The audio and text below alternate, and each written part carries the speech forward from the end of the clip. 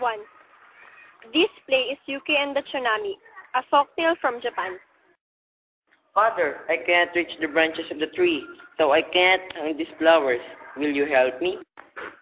These flowers are very pretty, Yuki. They will look nice on the bushes there. Our friends and neighbors will see them tonight when we celebrate how well our rice crops have grown, like this. Yes, Father, that is better. Father, tell me again about grandfather. Everyone in our village remembers your grandfather. He was the man who taught us how to grow rice so well. Everyone respected him because he was so smart. I know that you miss him. Yes, I miss seeing him in our fields each day and hearing his story. There you two are, fooling around again. Snap out of it. We have a lot to do before tonight. You know, if this is going to be a great celebration, then we better get to work. Am I the only one who knows how to work around here? Yuki and I were just talking about grandfather, and what a smart talking about grandfather, and what a smart man he was, Mother. Yes, we all miss Grandfather Yuki. Still, we remember him every day by doing things the way that he taught us. Okay, that's enough memories for today. Let's get cracking. I need your help inside. Yuki can work by himself for a while. Yes, I will come with you, dear. Yuki, I want you to take this fruit to the sea and make sure it is scrubbed, clean, and dried by the time I return. You know how she gets before a festival? I had better go to help her.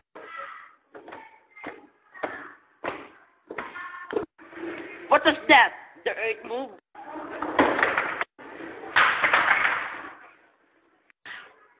Losing your balance there? No, wait. I have the sure-footedness of a mountain. What are you talking about? A mountain has no feet. Haven't you ever heard of the foot of the mountain? Wait, the earth moved under my feet. I think it was an earthquake. Come on, Yuki. Always thinking the worst. We have had an earthquake in a long time. What makes you think we're going to have right now? You just don't know how to have fun, Yuki. Always working, just like your grandfather. All of the villagers pick up what they drop and start to go about their business again as if nothing has happened. Yuki looks at the back wall of the room, puts up a hand to shade his eyes. With the other hand, he points over the heads of the people in the audience. I see the houses below have moved. Look! Sea has turned black. Now it looks like the sea is running backward, away from our village. Now I remember what grandfather said. The sea would turn black and run away from the shore just before. Just before. A tsunami! Look! I have never seen anything like this before. Look how far the ocean has pulled back. See parts of the beach. We can see parts of the beach that we never saw before. As the villagers are leaving the stage to run to the beach, Yuki waves his arm to try to stop them. Wait! Wait, everyone! Come! Come! There is terrible danger. My grandfather told me that this is just what happened before a tsunami. Talking about Yuki. Wait, are you trying to keep us away so you can get all the shells for yourself? No, no, you don't understand. You must run away. Up to the mountain, everybody.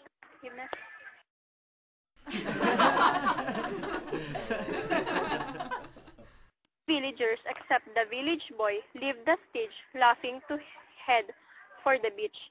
Yuki yells after them, but they do not act like they hear him.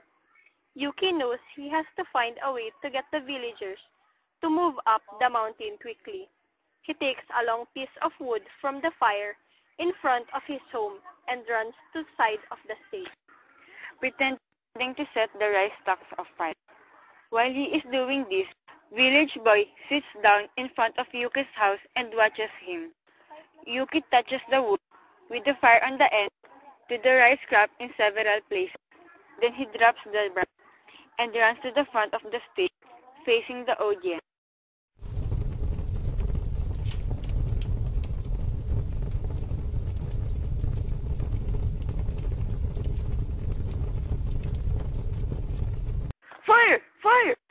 Everyone, run to the mountain. Quick!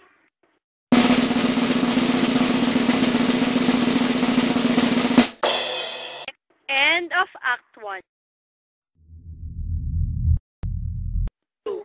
All of the characters are standing together on the top of the mountain, including Yuki, Yuki's mother, and Yuki's father, who are standing in front of the other villagers. Everyone is panting, as if they have run a long way on a hot afternoon. Everyone looks angry and upset. Yuki is crazy! He set fire to the rice crop! He did it on purpose! I saw him! Yuki's mother and Yuki's father stepped to Yuki. They are frowning. I do not believe a word of it! Not my Yuki! Son, tell them that this is not true! Tell them, Yuki. Yuki looks away. Look! Look! A tsunami!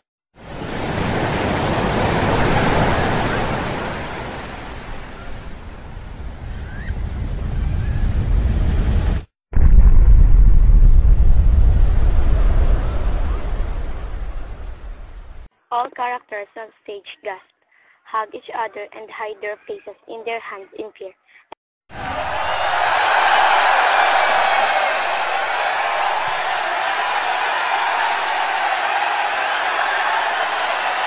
Except Yuki, who stares outward over the heads of the people in the audience as if he is looking at something very far away.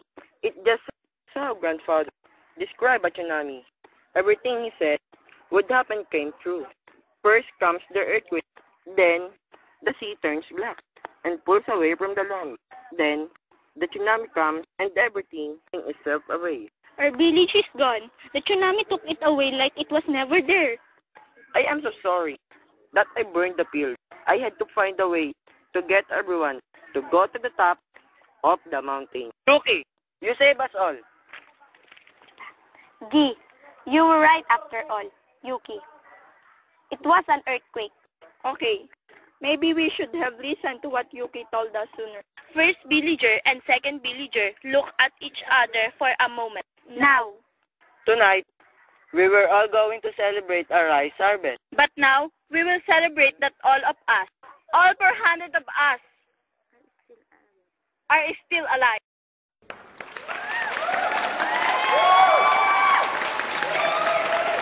All other villagers cheer. Congratulate Yuki. Share Yuki's parents' hands and cheer. If you have a curtain, close it now.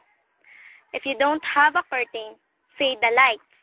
Even if you do not have a curtain or cannot fade the lights, all characters should come out on stage at this time and bow to the audience.